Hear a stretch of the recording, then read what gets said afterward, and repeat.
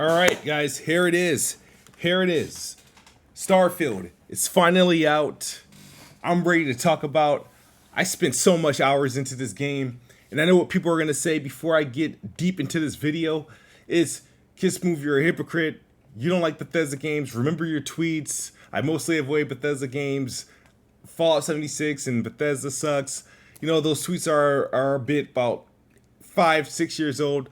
A lot has changed. People change. I've grown. That's how I felt back then. That's not how I feel today. Let's get into my review of Starfield and what I think of the game. Let's go.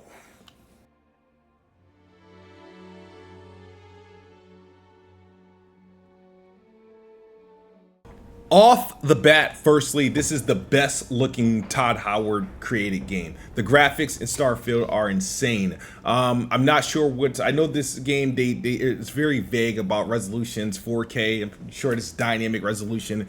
This game is very sharp, very detailed, from characters to the biomes that you're in, to the gun detail, to the armors that you're wearing, the suits, the space suits, the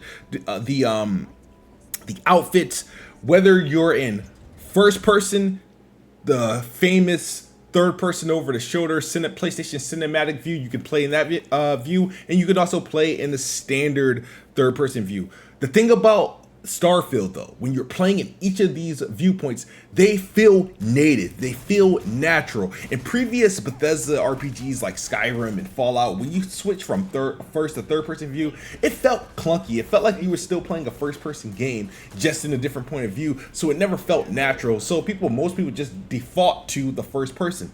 In Starfield, I can't default the first person. In some cases, and when I'm in like in certain instances, I'm fighting in first person and whatnot because it feels better at that time. But there's certain instances where I need to take cover, where I need to get a better layout of what's going on around me. And I'm in third person, and it feels immersive that way. And I played probably at this point 50-50 between first person and third person. There's no graphical or quality drop off when you switch from third person to first person. Actually, I feel like the game looks even better because you are allowed to see the detail in the spacesuits that you're wearing, the armor and clothes that you're wearing, the people around you.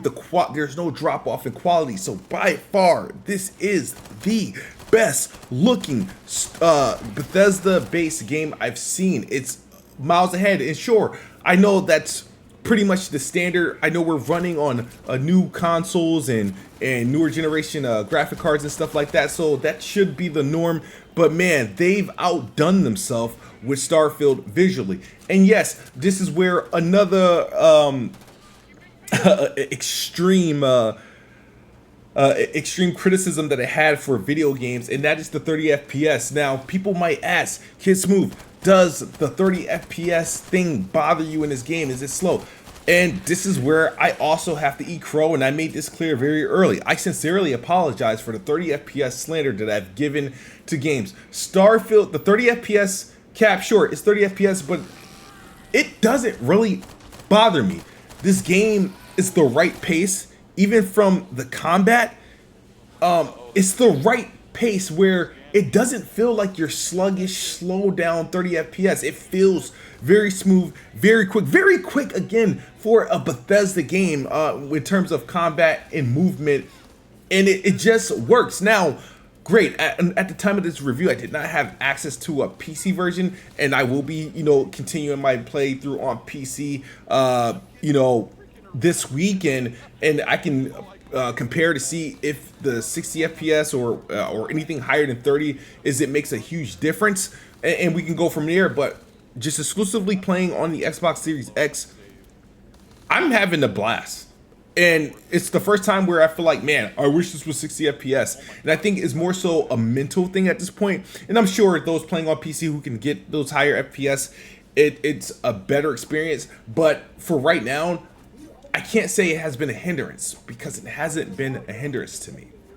Let's talk about the gameplay. Now, in terms of the combat, which is really the one thing I've really wanted to do in this game. I know Bethesda games, you can literally get through a lot of them without engaging in too much combat.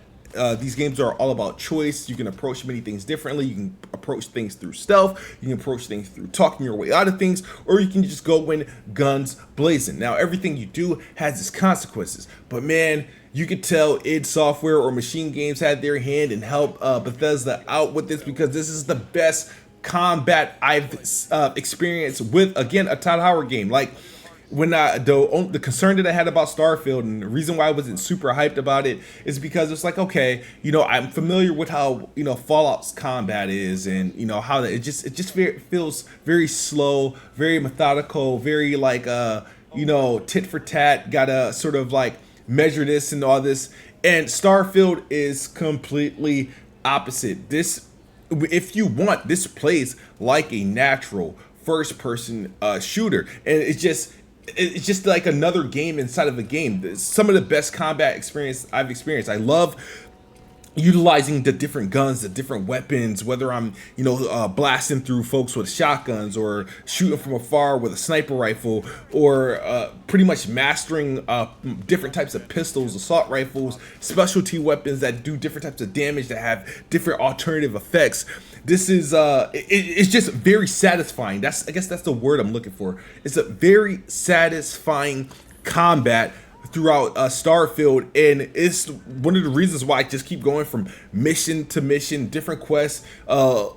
Seeing, like, I prefer doing missions that requires me to get my hands dirty and get my hands on a gun, because the gameplay, the combat is so satisfying. It's one of my favorite parts of the game, and the combat is satisfying in first person, also satisfying in third person. It works. It just works very well. And I'm very pleased that this is nothing like what like Fallout or Skyrim in terms of combat. You can, obviously specialize with, your traditional guns, melee combat with like swords, axe. You also have the ability to punch your way through things. You can actually focus your stats on being like a good with your hands, so that you can get through combat with just your fists. There's also special abilities you can get in the game that adds to the combat as well, that we are all still exploring. I don't want to spoil too much. Let's talk about space combat. Again, I will have a separate video with a little bit more detail.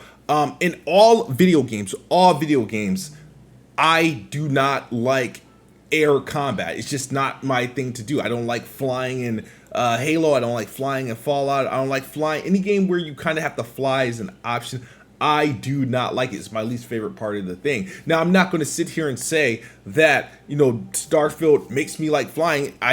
What I'm going to do is I'm literally going to talk about the space combat from a noob like me who isn't really good in space combat games. So what I can say is, even though I don't like space combat in general, I'm sure Starfield space combat is satisfying to somebody, because I've managed to figure it out, and I actually like the science behind it. So the way that the space combat system works in your ship, and all the science behind your ship, is obviously you want your ship to be decked out, designed a certain way. You either want to equip your ship to be more prepared to take on battles, or you want to prepare your ship to be prepared to be able to like kind of get to other planets faster, or to evade combat pretty fast, or to protect yourself. And that science is there in the middle of live gameplay, because what Starfield does is like they put you in a pretty much another mini game, and pretty much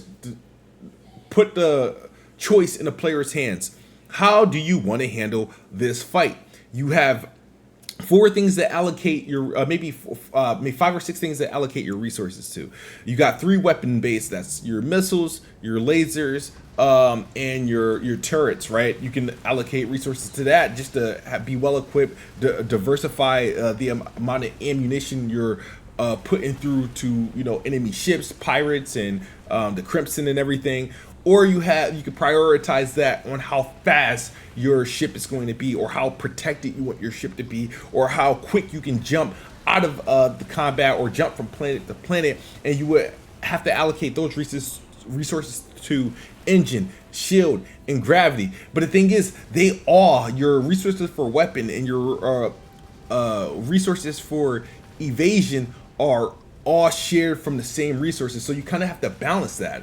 And I thought that was cool because you have to do that, like kind of pre-combat, and just live or die with the results. And that's another element of challenge that players may not be expecting or ready for. Some people will hate it, some people will love it. And for me, not being a fan of air combat, space combat, I like this method because it puts the full control on. I was like, hey, I'm either going to fight or I'm going to flight. And if I'm going to fight, I'm putting all my resources to my missiles and my shield. So got enough protection for me to take a few hits, but I'm going to be laying out a bunch of cannons and lasers and missiles out these people, and hopefully that I win. And I was successful in a lot of my attempts, and I did find the space combat somewhat fun. Still my least favorite thing to do in the game, and that's just more so related to biasness, because you put me in the space combat or air combat in any game, it's my least favorite thing to do. But because I found fun in it, and I've done it in most cases, I tried to avoid it. I created a character that's very good at talking my way out of combat, and I got a lot of credits or money to buy my way out of bounties and stuff like that, so I don't have to indulge in too much space combat. So my resources and my knowledge of the space combat, at least in this game, is very limited to like the quite a few fights that I've won, the quite a few fights that I ran from. I don't spend too much time in my ship outside of getting from mission to mission, so I haven't allocated a lot of upgrades to the ship. But I will, talk about what I do like in a separate video, a part of that management system, just so that this video don't become any longer. Before we've had a word. You must be Shaw. I'm about to. What I am. You see the machinery I got? Samco in the flesh, and he's pedaling around the frontier with the has-beens of Constellation. The story behind Starfield is hard to judge. You can't put it in a vacuum. You can't just say, hey, this game is about this, and it's good or bad. No. What's going on with Starfield is that you have your main quests and all these companions that will join you on your way, that will pretty much contribute to the quality of the campaign and the quality of the missions and the quality of your exploration. But the other thing that adds to the story of Starfield is all the other stories that this game's tell while you're on your own, while you're exploring. Every companion you come across has a story to tell. They have their own background, and these things pretty much reveal themselves the more time that you spend with these companions. I have spent a lot of time with Sarah Marshall, which is the blonde chick on the cover of the game. She's probably the first, one of the first characters I think we met during the reveals.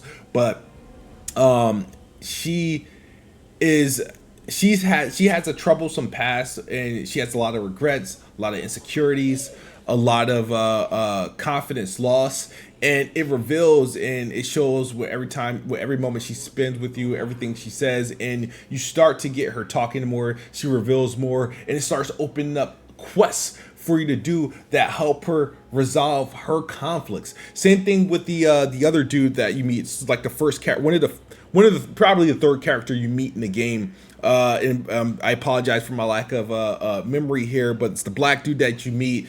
He's has also a troubled past, but he had lost a partner, and he reveals that to you, and he wants to investigate, and he may borrow credits from you so that we can learn more about that investigation. And I've probably given like a better half of 10,000 credits to him just so we can learn more and get more out of this investigation, find out what happened to his partner, and hopefully come to a conclusion to close out his quest, and maybe getting revenge on what happened to his partner. These are like these quests that just open up randomly, and it's the same with side quests. My first 12 hours of this game, I spent maybe 7-8 hours on one planet that was not a part of my main quest at all. I picked up a side quest, it opened up to another side quest, and next thing I know, I ended up with a job. I started a gang, I destroyed a gang, I've added security to the area,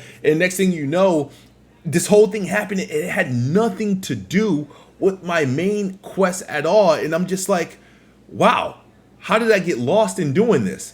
And one of the reasons why I didn't mind that, because Starfield is another game with quality side quests, where the side quests, the main quests, and the faction quests that you participate in this game, the quality maintains the same. There's no drop off. It's not obvious that you're doing a side quest unless you look at the mission icon, and obviously main quest has a separate icon, and side quests and factions quests all have separate icons. But when you're actually doing it and you're just going through the dialogue and the quality of the missions, the places that you have to go, the quality of the missions that you're doing, and the level of detail, there's no drop off. That is it's consistent. So there's a lot of times I put all these hours into this game. I've done all these quests, and then something tells me to look at the menu of what I completed, and about 80% of it were things that had nothing to do with the main quest, but it just feel natural and native.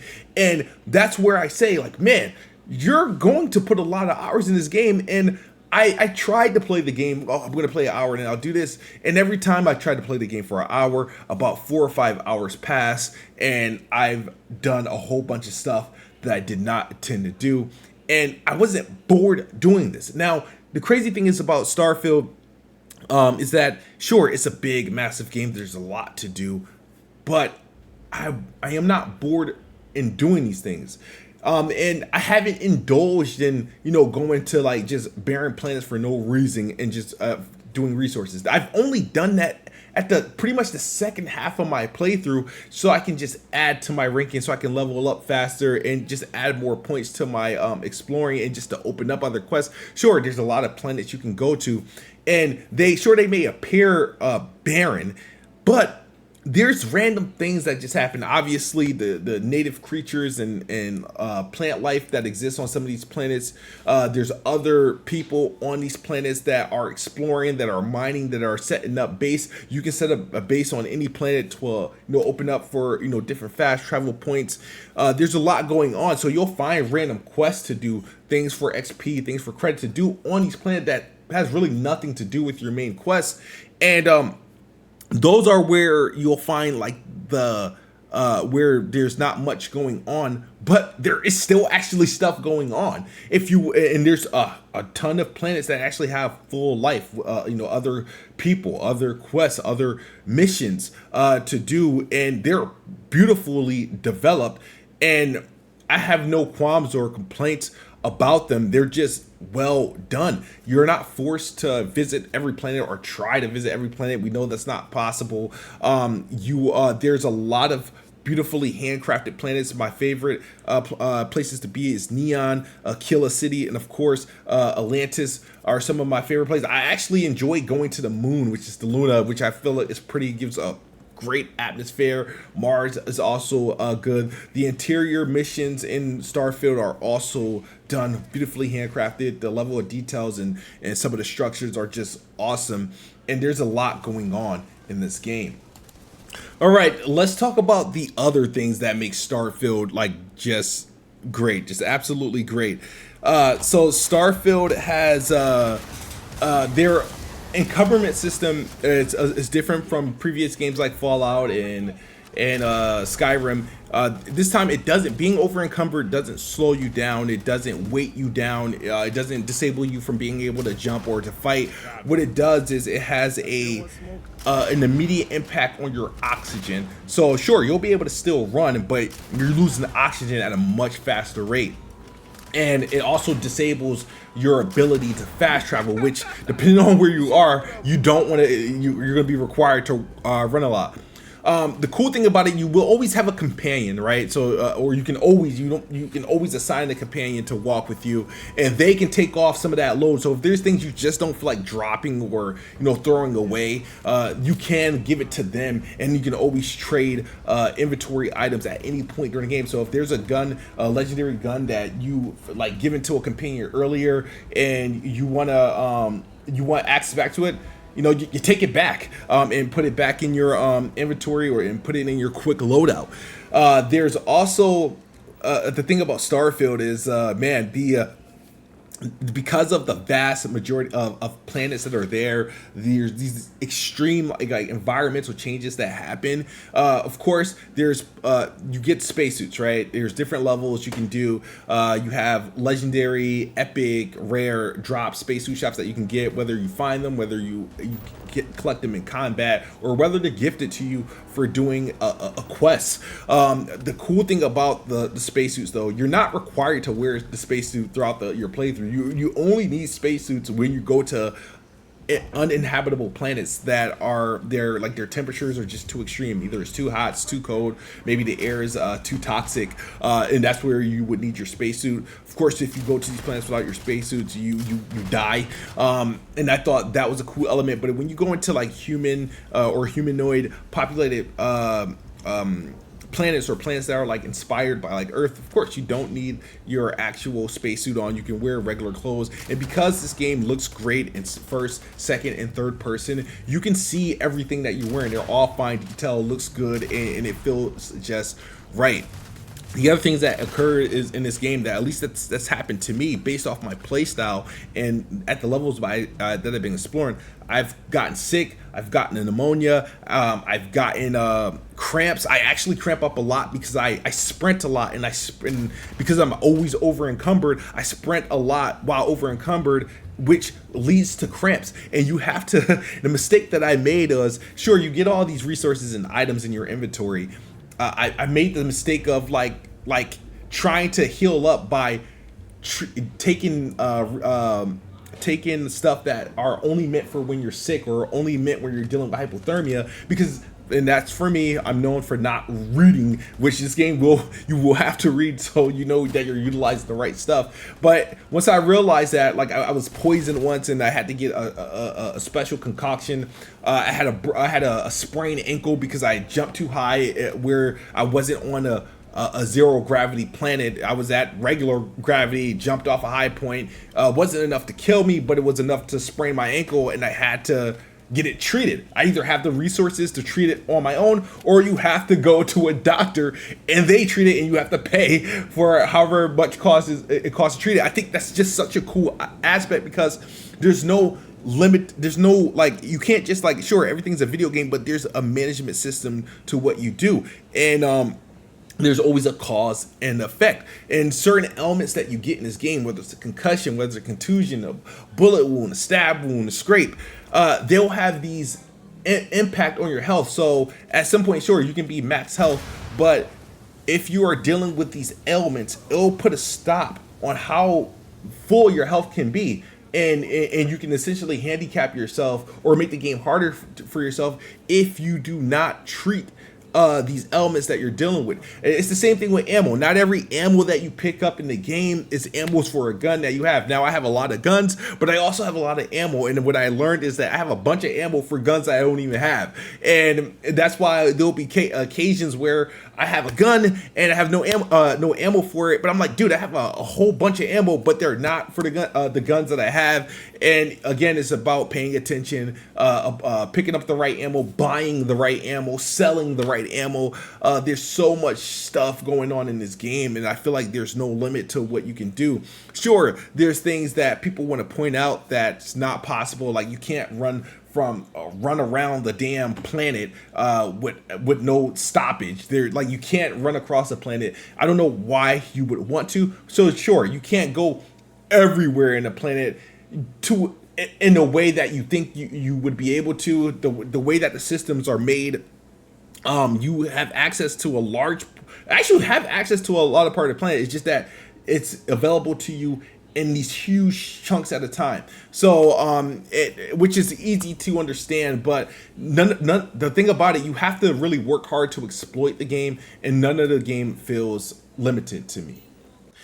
Now let's talk about some of the cons and if I've experienced bugs. Now, I've had access to this game for what it feels about 2 weeks, and first week, there was no day one patch, whatever. It wasn't even the final version of the game, but very polished. During that span, I did experience 2 bugs. One was very funny, reminds me of Bond, which I call the Bald bug. It's like, when I load up the game, everybody that's in the lodge, which is like a mansion with all your companions inside in Atlantis, they would all load in bald, like bald headed, and the only reason why I knew it was a bug because it's like, wait, I've seen these people before during the reveal trailers, and they all had hair. I know what their hair is supposed to look like. So like a couple of times that it happened, they would like load in bald. I would have to reload to save. It didn't do anything bad to the game. It just, I didn't want to see them bald. Like I didn't want to see Sarah Marshall. I think she's on the cover of the game. I didn't want to see her bald. I would load in the game and they will have their hair. That happened to me maybe 3 times actually during the playthrough pre-patch. And then I also had one bug where there was like their face, like everyone in the room's face was like pretty much basically all you saw was big old eyes and stuff like that. That happened actually only once. And I played since the day 1 patch. I played maybe an additional 15 hours or so, and I haven't duplicated or replicated those bugs. So chances are the version of the game you get, you probably won't experience that. So I just thought I highlighted it because there were reports of people saying, "Oh, 15 hour in, no bugs." And there's no serious bugs, no game breaking bugs, no save corrupting bugs that I came across, but they were like, I guess, funny glitches and whatnot. The other thing that's more so the real knock against this game, against Starfield, is it's not the fact that you can't walk from one end of the planet to the other end of the planet. Who would really do that? Not the fact that you can't land on Saturn or the sun, because it's impossible. I mean, no human machinery or anything would survive the elements there. But no, the biggest issue in Starfield more so is the loading. It's not even that the loading time, it's the constant loading. We're now in a generation after 2 years of games that had either no loading or very quick loading or minimum loading. Starfield brings back the essence of loading screens, and it occurs a lot. It occurs from from world to ship, from a world to factory, from world to caves, and even some cases to ladders, and even to a travel point, like because you can catch like shuttles and trains in this game, and that even induces a loading screen.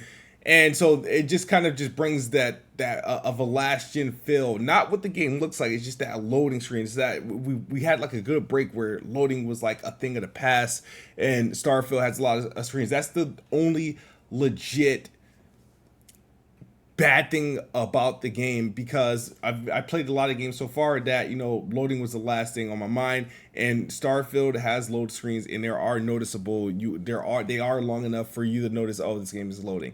And pretty much I say that to say this. It's like this game is doing a lot great. It is massive, is big in scope, is big in scale. The quality of the missions are great, whether it's main quest, side quests, just a quest you pick up, or just on your way to another quest. The quality does not drop off, and that's why it's so easy to get lost in discovering these new story trees and these communication arcs and these character arcs that just occur. It's doing a lot great, and then the visuals are just, I find them stunning. I mean, I know a lot of people spend time on Twitter looking at cell phone footage and stuff like that, but when I've got to see the native image I saw on my monitor, on my TV, this game looks phenomenal, spectacular. They did a wonderful job. This is easily Todd Howard's best looking game. It's easily Todd Howard's best combat in a game. It's 2 elements that I don't really care for in previous Bethesda games, where I never thought they were, the best at graphics, never thought they were the best at, combat. And Starfield checks off those 2 marks, and then you add that with the RPG elements that I'm getting accustomed to, because I haven't dove deep enough into their games, with the exception of Oblivion.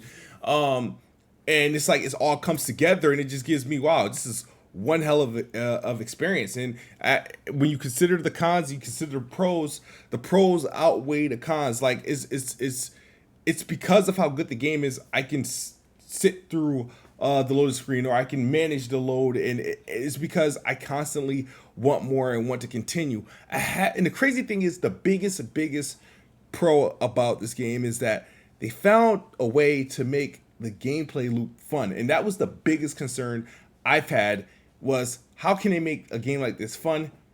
And it's fun. It's real fun. And to me, Starfield is easily my game of the year.